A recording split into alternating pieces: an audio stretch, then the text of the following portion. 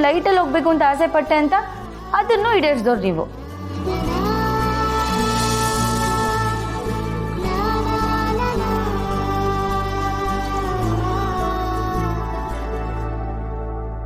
ಮೊದಲೆಲ್ಲ ಇದನ್ನೇ ಪ್ರೀತಿ ಅಂತ ನಾನು ಅನ್ಕೊಂಡ್ಬಿಟ್ಟಿದ್ದೆ.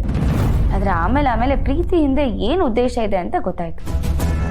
ಇಲ್ಲ ಜಾನ್ವಿ ಅವರೇ, ಪ್ರಾಮಾಣಿಕವಾಗ್ಲೂ ಇದನ್ನೆಲ್ಲ ನಾನು ನಿಮ್ಮ ಪ್ರೀತಿ ಗಳಿಸೋಕ್ಕೋಸ್ಕರನೇ ಮಾಡಿದ್ದಷ್ಟೇ. ನೋಡಿ, ಈ ಪಾರ್ಟಿನೂ ಕೂಡ ಅರೇಂಜ್ ಮಾಡಿರೋದು ನೀವು ಸಂತೋಷವಾಗಿರ್ಲಿ, ಖುಷಿಯಾಗಿರ್ಲಿ ಅಂತ. ಅದನ್ನ ಬಿಟ್ಟು ನನ್ನ ಮನಸ್ಸಲ್ಲಿ ಯಾವುದೇ ಬೇರೆ ಆಸೆಗಳಿಲ್ಲ ರೀ. ನಾನು ಹೀಗೆ ಅನ್ಕೊಂಡಿದ್ದೆ, ನೀವು ಈ ಥರ ಎಲ್ಲ ಕೊಡ್ಸಿದ ತಕ್ಷಣ ಅದೇ ಪ್ರೀತಿ ಅಂತ. ಆದರೆ ಇತ್ತೀಚೆಗಷ್ಟೇ ಗೊತ್ತಾಗ್ತಿದೆ ನಿಜವಾದ ಖುಷಿ ಏನು ಅಂತ. ಖುಷಿ ಅನ್ನೋದು ಮನ್ಸಿಗೆ ಬರಬೇಕು. ಮನ್ಸಲ್ಲೇ ಖುಷಿ ಇಲ್ಲ ಅಂದರೆ ಹೇಗೆ ಖುಷಿಯಾಗಿರೋದಕ್ಕೆ ಸಾಧ್ಯ? ನೀವು ಹೇಳ್ತಿರ್ಬೋದು ನಾನು ಬದಲಾಗಿದ್ದೀನಿ ಅಂತ, ಆದರೆ ಅದು ನನಗೂ ಅನಿಸ್ಬೇಕಲ್ವಾ?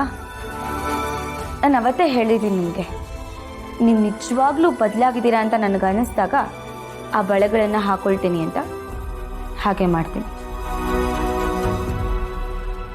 ಹಾಂ, ಆಮೇಲೆ ಧರ್ಮರಾಜ್ ತಾತ ಅವ್ರ ಮನೆಗೆ ಕರ್ಕೊಂಡು ಹೋಗಿದ್ದಕ್ಕೆ ಒಂದೇ ಒಂದು ಒಳ್ಳೇದಾಯ್ತು. ಅಪ್ಪ ಅಮ್ಮ ಮಾವ ಒಂದಾದ್ರು. ಆಮೇಲೆ ಅದು ನಿಮ್ಮಿಂದ ಆಯಿತು ಅಂತ ನಿಮ್ಮ ಮತ್ತೆ ತಪ್ಪು ತಿಳ್ಕೊಬೇಡಿ. ಅದಾಗಿದ್ದು ಅವ್ರ ಕುಟುಂಬದಿಂದ. ಹಾಗಾಗಿ ಕೃತಜ್ಞತೆ ಅವ್ರಿಗೆ ಸಲ್ಲಬೇಕು.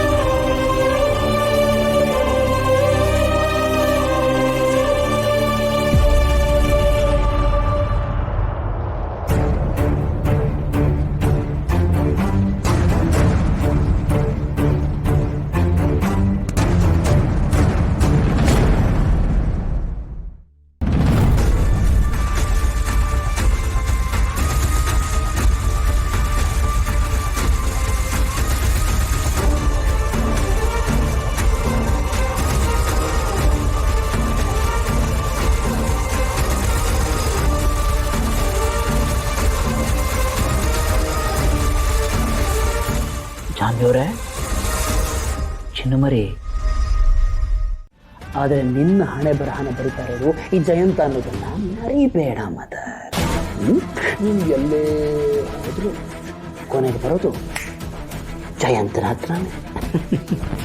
ಅಂದಾಗೆ ನಿನಗೆ ಪದಬಂಧ ಅಂದರೆ ತುಂಬ ಇಷ್ಟ ಅಂತ ನನಗೆ ಗೊತ್ತು. ಮದರ್, ಇವತ್ತು ಬೆಳಗ್ಗೆ ನಾನು ಪದಬಂಧ ಸಾಲ್ವ್ ಮಾಡ್ತಾ ಇದ್ದೆ. ಪಟ ಅಂತ ನೀನು ಹೇಳ್ಕೊಟ್ಟಂಗೆ ಎಲ್ಲದನ್ನೂ ಸಾಲ್ವ್ ಮಾಡಿಬಿಟ್ಟೆ. ಒಂದು ಕ್ಲೂ ಸರಿಯಾಗಿ ಬರಲಿಲ್ಲ. ನೀನು ಹೇಳ್ತೀಯಾ? ಎಲ್ಲಿ ಗಾಂಡೀವಿ, ಕೌಂತೆಯ, ಧನಂಜಯ. ಉತ್ತರ ಏನಿರ್ಬೋದು ಮದರ್? ಬಾಯಿ ಕಟ್ಟಿ ಉತ್ತರ ಕೇಳ್ತಾ ಇದ್ದಾನೆ. ಎಂಥ ದಡ್ಡ ಅನ್ಕೋತಿದೀಯಾ?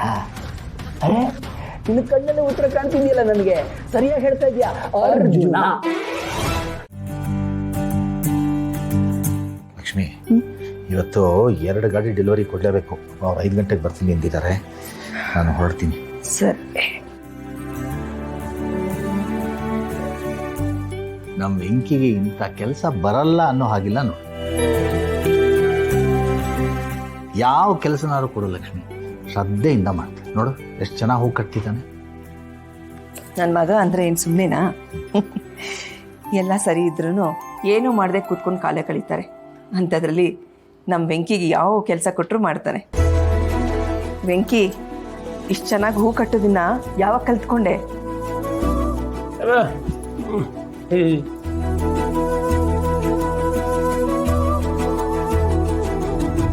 ನೋಡು, ನಾಚ್ಕೊಡೋದ್ರಲ್ಲೂ ನನ್ನ ಮಗ ಮುಂದೆನೆ.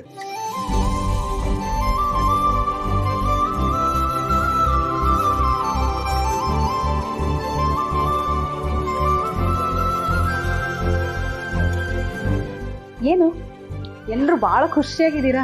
ಅತ್ತೆ ಮುಖ ಅಂತೂ ಒಳ್ಳೆ ಹುಣ್ಣಿಮೆ ಚಂದ್ರನ್ ತರ ಬೆಳಗ್ತಾ ಇದೆ. ವೀಣಾ, ಇಷ್ಟು ದಿನ ನಿಮ್ಮ ಅತ್ತೆ ತವ್ರು ನೆನೆಸ್ಕೊಂಡು ಅಣ್ಣನ ನೆನೆಸ್ಕೊಂಡು ದುಃಖ ಪಡ್ತಾ ಇದ್ಲು. ಈಗ ಅಣ್ಣ ತಂಗಿ ಒಂದಾಗ್ಬಿಟ್ಟಿದಾರಲ್ಲ, ಇನ್ಮೇಲೆ ನಿಮ್ಮ ಅತ್ತೆ ಮುಖದಲ್ಲಿ ಯಾವಾಗಲೂ ಹೀಗೆ ನಗು ಇದೆ. ಹಾಂ ಏನು ಲಕ್ಷ್ಮಿ? ಹೌದು ರೀ, ನಮ್ಮ ಅಣ್ಣ ನನ್ನನ್ನು ಅಷ್ಟೊಂದು ಸುಲಭ ಒಪ್ಕೋತಾನೆ ಅಂತ ನಾನು ಅಂದ್ಕೊಂಡೇ ಇರಲಿಲ್ಲ. ಏನೋ ಎಲ್ಲ ಆ ದೇವ್ರ ದಯೆ. ಅದು ಅಲ್ಲದೆ ಧರ್ಮಣ್ಣನ ಕುಟುಂಬದವರು ಇದಕ್ಕೆಲ್ಲ ಕಾರಣ ಅಂತ ಹೇಳಬೇಕು. ಆ ಸತ್ಯನಾರಾಯಣ ಸ್ವಾಮಿ ನನ್ನ ಆಸೆನ ನೆರವೇರಿಸ್ಬಿಟ್ಟ. ನಿಜ ಲಕ್ಷ್ಮಿ, ಅದಕ್ಕೆ ಯಾವಾಗಲೂ ಆ ಭಗವಂತನ ಮೇಲೆ ನಂಬಿಕೆ ಇಟ್ಟು ಕೆಲಸ ಮಾಡ್ತಾ ಹೋಗ್ಬೇಕು. ಅವನು ನಮಗೆ ಏನು ಕೊಡ್ತಾನೋ ಅದನ್ನು ಕೊಟ್ಟೇ ಕೊಡ್ತಾನೆ. ಆದರೆ ಸ್ವಲ್ಪ ಪರೀಕ್ಷೆ ಮಾಡಿಕೊಡ್ತಾನೆ ಅಷ್ಟೆ. ಕೊನೆಯಲ್ಲಿ ಎಲ್ರಿಗೂ ಒಳ್ಳೇದು ಮಾಡ್ತಾನೆ. ಹೌದು ಮಾವ, ಇನ್ಮೇಲೆ ಅತ್ತೆನ ಹಿಡಿಯೋರು ಯಾರು ಇರಕ್ಕಿಲ್ಲ. ಯಾಕೆ ಹೇಳಿ? ಅವ್ರ ತವ್ರ ಮನೆ ವಾಪಸ್ ಸಿಕ್ಕೈತಲ್ಲ, ಅದಕ್ಕೆ. ಆದ್ರೂ ಒಂದ್ ಹೆಣ್ಣಿಗೆ ಇದಕ್ಕಿಂತ ಖುಷಿ ಇನ್ನೇನಿರ್ತೈತೆ ಹೇಳಿ? ಸರಿಯಾಗಿ ಹೇಳ್ದೆ ಚೆಲ್ವಿ. ತವ್ರ ಮನೆ ಕಳ್ಕೊಂಡಿರೋರು ನೋವೇನು ಅಂತ ಕಳ್ಕೊಂಡವ್ರಿಗೆ ಗೊತ್ತಿರತ್ತೆ. ಅತ್ತೆ, ನಿಮ್ಮ ಪ್ರಾಣಕ್ಕೆ ಪ್ರಾಣ ಆಗಿರೋ ಅಣ್ಣ ವಾಪಸ್ ಸಿಕ್ಬಿಟ್ರು. ಇನ್ನು ನಿಮ್ಗೆ 100 ಆನೆ ಬಲ ಬಂದಂಗೆ ಅಲ್ವಾ? ಹೌದು ವೀಣಾ, ಒಬ್ಬ ತಂಗಿಗೆ ತನ್ನ ಅಣ್ಣ ಹೆಗ್ಲಿಗೆ ಹೆಗ್ಲು ಕೊಟ್ಟು ನಿಂತ್ಬಿಟ್ರೆ ಅದಕ್ಕಿಂತ ದೊಡ್ಡದು ಇನ್ಯಾವುದೂ ಇಲ್ಲಮ್ಮ.